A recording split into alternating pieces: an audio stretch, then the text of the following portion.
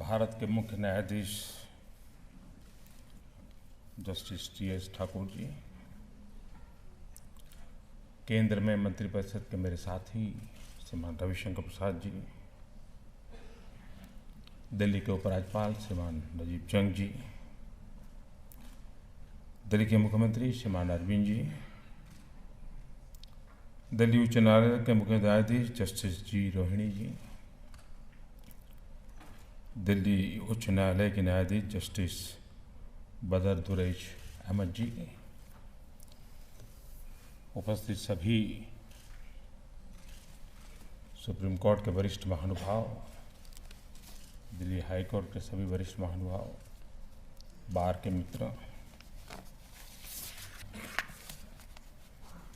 मुझे कभी कोर्ट में जाने का सौभाग्य प्राप्त नहीं हुआ है, लेकिन मैंने सुना है कि वहाँ बड़ा गंभीर वातावरण होता है और शायद उसका प्रभाव यहाँ भी नज़र आ रहा है।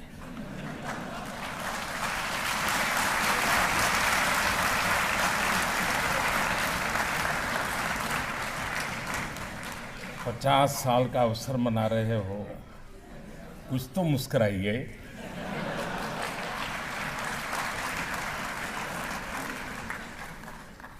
डायस पर तो गंभीरता मैं समझ सकता हूँ ताकि कोई गलत परसेप्शन न बन जाए, लेकिन यहाँ तो आई डोंट थिंक कोई प्रॉब्लम है।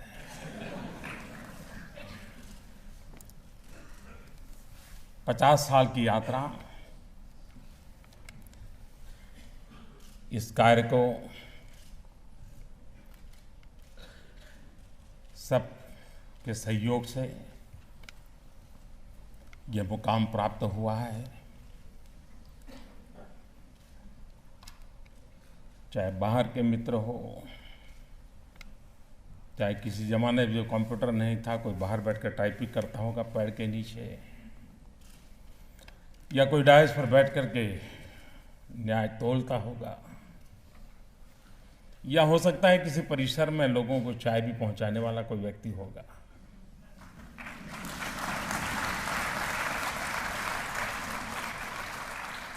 हर किसी का इसमें योगदान है, अपने अपने तरीके से कंट्रीब्यूशन है। आज जब 50 साल मना रहे हैं, तब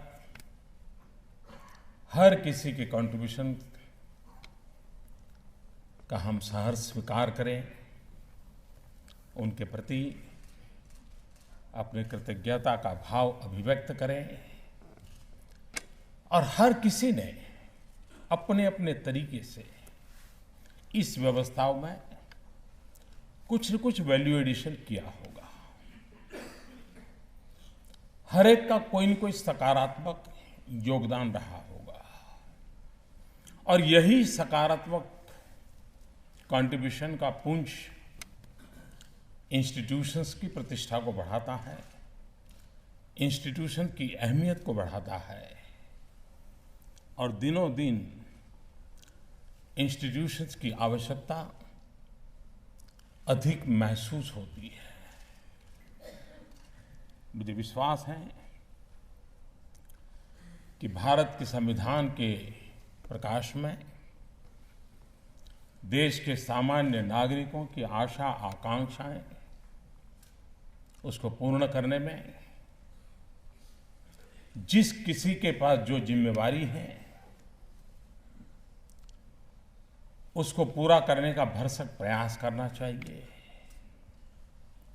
हर किसी ने करना चाहिए। आज 31 अक्टूबर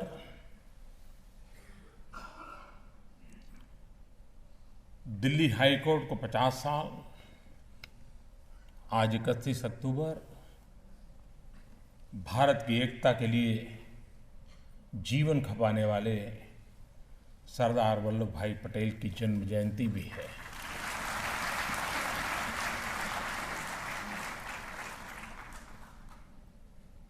महात्मा गांधी के अनन्य सहयोगी के नाते जन सामान्य को अधिकार के लिए आंदोलित करना, एक बैरिस्टर के नाते जिंदगी गुजार सकते थे, वो भी शायद इस परिवेश में उत्तम से उत्तम कैरियर बना सकते थे। लेकिन देश की आवश्यकता के लिए बैरिस्टर के नाते जिंदगी गुजारने के बजाय देश के लिए अपना सब कुछ आहूत करने के लिए निकल पड़े। सरदार साहब की एक बहुत बड़ी सेवा जो आज भी देश याद करता है कि आजाद हिंदुस्तान की शासकीय व्यवस्था को भारतीयता का रूप देना, ऑल इंडिया सिविल सर्विस जैसी व्यवस्थाओं को विकसित करना, एक बहुत बड़ा उनका कंट्रीब्यूशन मैं मान सकता हूं। देश की एकता का तो था ही था। और हम देख रहे हैं कि भारत जैसे विविधताओं से भरे देश में ऑल इंडिया सिविल सर्विस की इस व्यवस्था के कारण किसी न किसी मात्रा में एक तंतु जुड़ा रहता है, एक सेतु बना रहता है। और डिस्ट्रिक्ट में बैठा हुआ अफसर भी, उसकी ट्रेनिंग ऐसी हुई है कि वो राष्ट्रीय परिवेश में चीजों को तोलता है, सोचता है और निर्णय प्रक्रिया में अपनी भूमिका अदा करता है। ऑल इंडिया सिविल सर्विस के सपनों को अलग अलग रूप में देखा गया, धीरे धीरे उसमें इवॉल्व होते गई, कई व्यवस्थाएं खड़ी हुई। एक चर्चा का विषय रहा ऑल इंडिया जुडिशियल सर्विस का, विवादों में रहा है। लेकिन लोकतंत्र का ये मूलभूत पिंड है वाद और विवाद और संवाद। चर्चा होनी चाहिए, बहस होनी चाहिए। सरदार साहब ने जिस व्यवस्था को खड़ा किया था, जिसको आगे कई लोगों ने बढ़ाया था, यहां ऐसे ऐसे लोग बैठे हैं कि हो सकता है इस मंथन को, क्योंकि हम लोग इसमें कोई ज्यादा कंट्रीब्यूट नहीं कर सकते और नहीं हम करेंगे तो कोई लाभ होगा, लेकिन यहां जो लोग बैठे हैं वो काफी कुछ कंट्रीब्यूट कर सकते हैं। इस देश का दलित, पीड़ित, शोषित, वंचित, गरीब, उपेक्षित, समाज के एकदम से नीचे के तबके से आने वाला व्यक्ति, क्या उसको भी इस चेन में, इस व्यवस्था में आने का अवसर मिल सकता है क्या? क्या ऐसी कोई नई व्यवस्था बन सकती है क्या, जिसमें, क्योंकि अब पहले के जमाने में न्याय का क्षेत्र की सीमा का एक दायरा था, अब वो इतना विस्तृत हो चुका है और इतना ग्लोबल हो चुका है कि शायद पिछले 30 साल पहले किसी ने सोचा भी नहीं होगा। आज उसका दायरा बहुत, न जाने कैसी कैसी समस्याएं अदालत के सामने खड़ी हो जाती हैं कि अदालत के लिए भी सवाल खड़ा हो जाएगा, अरे भाई ये कहां से विषय आया, क्या बैकग्राउंड है इसका, क्या पहलू है इसकी। जिस प्रकार से टेक्नोलॉजी ने दुनिया में अपनी जगह बना ली है, तो चुनौतियां बहुत बड़ी है। लेकिन चुनौतियों से भागना इंसान का स्वभाव नहीं होता है। चुनौतियों से रास्ते खोजना, कैपेबिलिटी बढ़ाना, अगर टेक्नोलॉजी की आवश्यकता है तो उसको जोड़ना। आज जब हम 50 साल एक व्यवस्था के बना रहे हैं, तब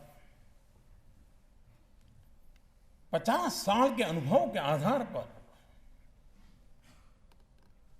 हम आने वाले अपना रोड मैप कोई बना सकते हैं क्या? और मिलकर के बनाना पड़ेगा। कोई एक जगह से चीजें हो नहीं सकती है। लेकिन इस देश के पास सामर्थ्य है, बन सकते हैं रास्ते, ऐसा नहीं है कि नहीं बन सकते। रास्ते खोजे जा सकते हैं और खोजने का अविरत प्रयास भी चलते रहना चाहिए। किसी भी चीज के दरवाजे बंद नहीं किए जा सकते और तभी जाकर के बदलाव संभव होता है।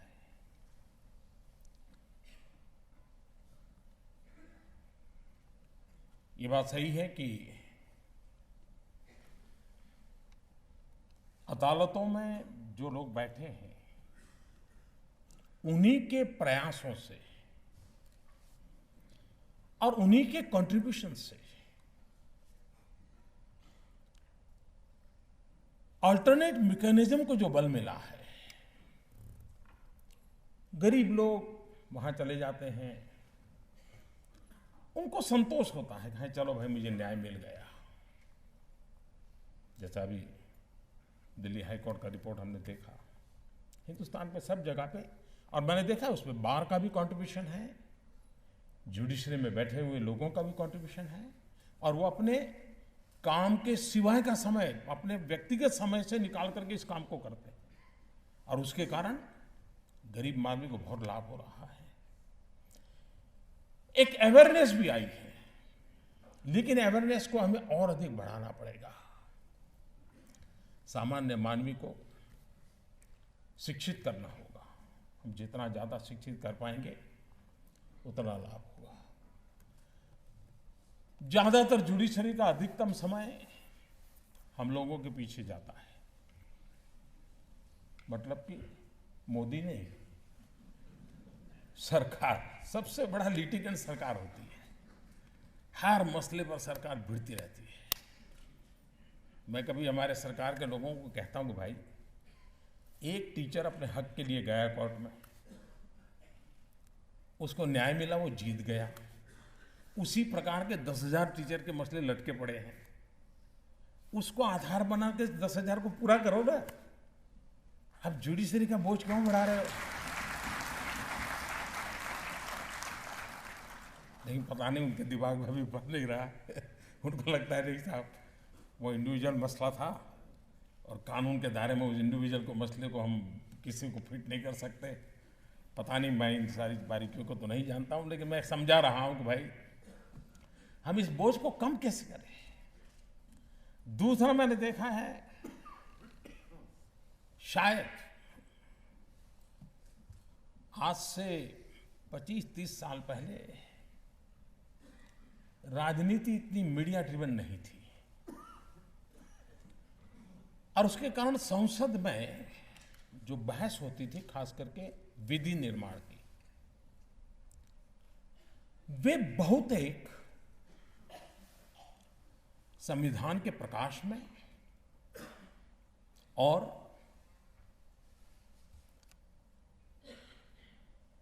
भविष्य के लिए उपकारक और जन सामान्य की सुविधाजनक ऐसी कुछ व्यवस्थाएं विकसित करने की दिशा में कानून की चर्चा का दायरा रहता था। आज हम जब सदन में चर्चा करते हैं तो उसका रूप एक होता है, कौन सरकार लाई है उसके आधार पर तय होगा कि सामने वाला क्या कहेगा। अगर हम वहां बैठे तो हम वो बोलेंगे, हम यहां बैठे तो हम दूसरा बोलेंगे। ये हाल है हमारा। लेकिन जब स्टैंडिंग कमेटी में मसला जाता है तो, क्योंकि वो मीडिया में रिपोर्ट नहीं होता है, वहां सब मिलकर के तय करते हैं कि देखो भाई कैसे करें। समय की मांग है कि विधि निर्माताओं कानून बनाने में इतनी बारीकियों में जाएं, टैलेंट इनपुट हो इसमें, और जितने अच्छे कानून हम बना पाएंगे इतना शायद हम न्याय के क्षेत्र की सबसे बड़ी सेवा कर पाएंगे। और ये जिम्मा इलेक्टेड गवर्नमेंट्स का है, हम लोगों का है।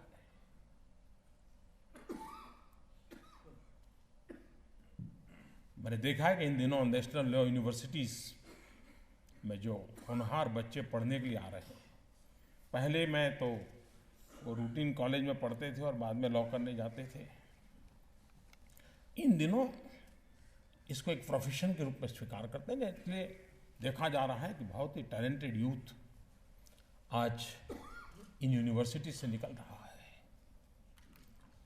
उसमें जितना ड्राफ्टिंग कैपेसिटी वाला दायरा हम बढ़ाएंगे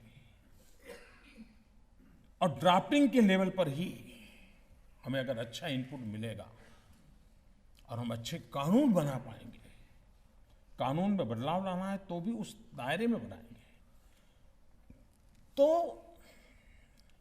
डिस्क्रिमिनेशन का या इंटरप्रिटेशन का स्कोप नैरो होता जाएगा। जीरो करना तो मुश्किल है, लेकिन नैरो होता जाएगा। और जब इंटरप्रिटेशन और डिस्क्रिमिनेशन का दायरा नैरो हो जाता है, तब अपने आप ब्लैक एंड व्हाइट पढ़ करके कोई तय कर सकता है, जी हाँ ये मेरे हक का है, मुझे मिल के रहेगा। दुविधा नहीं होती है। लेकिन ये कमी आज हम महसूस कर रहे हैं, इसको पूरा करना होगा, हम सबको मिलकर करना होगा। अगर इसको हम कर पाएंगे तो देश की सेवा ज़्यादा अच्छी कर पाएंगे। मैं इस गोल्डन जुबिली अवसर पर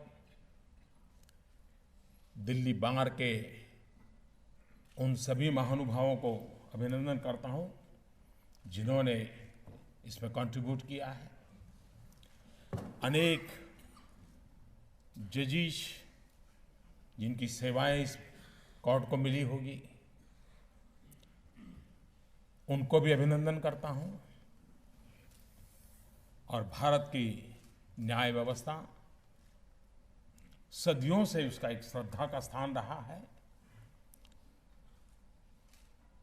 हजारों साल से हम सुनते आए हैं, शास्त्रों में पढ़ते आए हैं।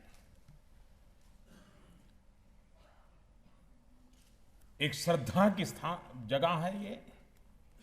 उस श्रद्धा रूप स्थान को चोट न पहुंचे, उसका गौरव बढ़ता रहे, उसका सामर्थ्य बढ़ता रहे, उसके लिए जो जहां है सबने अपनी अपनी जिम्मेवारियां निभानी होगी। सरकार में बैठे हुए लोगों ने विशेष निभानी होगी। और मुझे विश्वास है कि ये दिन हम करते रहेंगे, परिणाम लाते रहेंगे। बहुत बहुत धन्यवाद।